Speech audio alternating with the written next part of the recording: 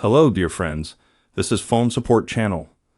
Before you start watching this video, please subscribe to the channel and give it a like. And also write your feedback in the comments if this video helped you, or if you have any questions. Thank you. In this video, I want to show and tell you how to enable geolocation services on your iPhone. That is, you will be able to enable location services so that your apps can use your location. You will also learn how to disable these services. See also, in order to disable geolocation, you go to the settings of your iPhone. Here you open the item, Privacy and Security. You click on that item. And then at the top, you see Location Services. You click on that. It can be turned off or on. If you need it, you click on this checkbox. If you want to turn it off, you click on the check mark and click on Turn Off. You can also disable geolocation services for individual apps. As you can see, this is a very simple and quick way.